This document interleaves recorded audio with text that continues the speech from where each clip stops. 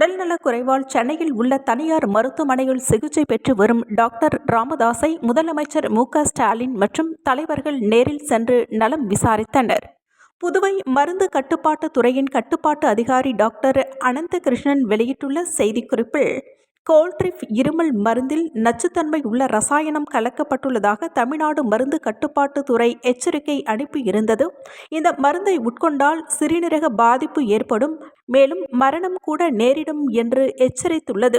அதன் அடிப்படையில் கோல்ட்ரிப் இருமல் மருந்தை புதுவை யூனியன் பிரதேசம் முழுவதும் கொள்முதல் செய்யவும், விநியோகம் செய்யவும், விற்பனை செய்யவும் தடை விதிக்கப்படுகிறது.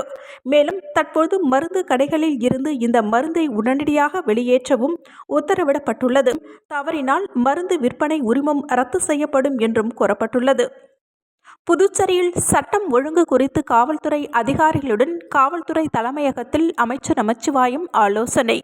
குற்றம் நடைபெறாமல் இருக்க முன்னெச்சரிக்கை நடவடிக்கைகளை எடுக்க வேண்டும் என காவல்துறை அதிகாரிகளுக்கு அறிவுறுத்தல். புதுவை வளர்ச்சி பின்தங்கி உள்ளது. மாநில அந்தஸ்து பெற முடியாததால் புதுவையின் வளர்ச்சி பின்தங்கி உள்ளது. பாராளுமன்ற உறுப்பினர் ஜெகத் ரட்சகன் பேட்டி. புதுச்சேரி மாநிலத்தில் உச்சநீதிமன்ற தீர்ப்பை பின்பற்றி தெரு நாய்களை கட்டுப்படுத்த வேண்டும் உள்ளிட்ட பல்வேறு கோரிக்கைகளை வலியுறுத்தி மக்கள் வாழ்வுரிமை இயக்கம் சார்பில் உள்ளாட்சித்துறை முன்பு கண்டன ஆர்ப்பாட்டம்.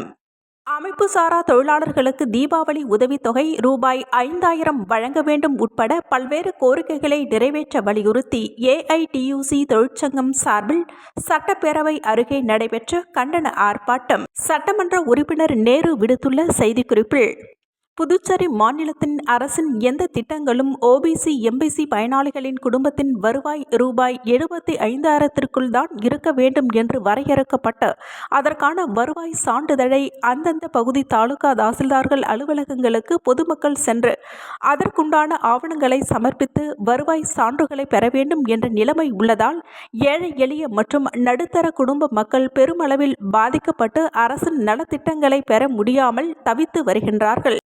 ஏழை எளிய நடுத்தர மக்களின் நியாயமான கோரிக்கைகளை அரசு நிறைவேற்றித் தருமாறும் சட்டமன்ற உறுப்பினர் கேட்டுக்கொண்டுள்ளார். புதுச்சேரி வெங்கட்டா நகர் துணைமின் நிலையத்தில் பராமரிப்பு பணிகள் மேற்கொள்ள இருப்பதால் அக்டோபர் 8ஆம் தேதி காலை 10:30 மணி முதல் மதியம் 2 மணி வரை ரங்கவிலாஸ் தோட்டம், வசந்த் நகர், கணபதி நகர், மகாத்மா காந்தி வீதி, சாமிப்பிள்ளை தோட்டம் மற்றும் அதனை சார்ந்த பகுதிகளில் மின்தடை ஏற்படும் என்று புதுவை மின்துறை அறிவித்துள்ளது. புதுச்சேரியில் நாய்கள் தொடர்பான புகார்களை 7598171674 என்ற நகராட்சி வாட்ஸ்அப் எண்ணில் தெரிவிக்கலாம் என்று உழவர்கரை நகராட்சி தெரிவித்துள்ளது. முதலியார்பேட்டை விடுதலை நகரில் உள்ள உழந்தை மேல்நிலை நீர்த்தேக்க தொட்டியில் பராமரிப்பு பணிகள் மேற்கொள்ள இருப்பதால் அக்டோபர் 8ஆம் தேதி பிற்பகல் 12 மணி முதல் பிற்பகல் 2 மணி வரை விடுதலை நகர் குடியிருப்பு பகுதி முழுவதும் பாரதி மில் நகர், ஐயப்பன் சுவாமி நகர், திரு.வி.க. நகர், பாரதிதாசன் நகர், கடலூர் ரோடு, பட்டம்மாள் நகர், இந்திரா நகர் மற்றும் அதனை சுற்றி உள்ள பகுதிகளில் குடிநீர் விநியோகம் தடைபடும் என்று பொதுப்பணித்துறை தெரிவித்துள்ளது.